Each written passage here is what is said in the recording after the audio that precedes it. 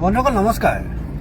খন্তেক সময়তে এটা পোষ্ট দেখিলোঁ, শিৱসাগৰৰ কোনোবা এজন আমাৰ জাতীয় ঠিকাদাৰ এজনে কৈছে যে মাঘৰ বিহুৰ পাছৰ পৰা শিৱসাগৰত অবৈধ সন্দেহযুক্ত বাংলাদেশী খেদা হ'ব। একদম মই সেই ব্যক্তিজনৰ লগত মই সহমত পোষণ কৰিছোঁ। যদি অবৈধ সন্দেহযুক্ত বাংলাদেশী আছে তেনেহ'লে সেইজনে আমাক নিমন্ত্ৰণ জনাব পাৰে, আমাক মাতিব পাৰে, আমিও সেইসকলৰ লগত সহযোগ কৰিম।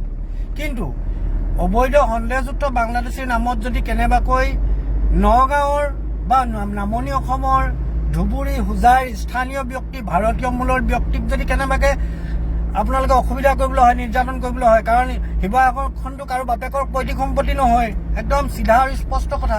তাত অসমৰ যিকোনো মানুহে ভাড়াঘৰ ল'ব পাৰে, কাম কৰিব পাৰে, খাব পাৰে। গতিকে যদি নামনি অসমৰ কোনোবা ব্যক্তিক টাৰ্গেট কৰি লয় তেনেহ'লে আমিও হাত সাৱটি বহি নাথাকিম। কথাটো আপোনালোকক ভিডিঅ'ৰ মাধ্যমেৰে জনাই দিছোঁ। গতিকে বাংলাদেশী খেদক, কিন্তু বাংলাদেশীৰ নামত যদি দুখীয়া দৰিদ্ৰ কাম কৰি খাটি খোৱা নামনিৰ মানুহক যদি অত্যাচাৰ কৰিবলৈ হয় তেনেহ'লে মই সন্মুখত থাকিম, এতিয়াই কৈ থলোঁ।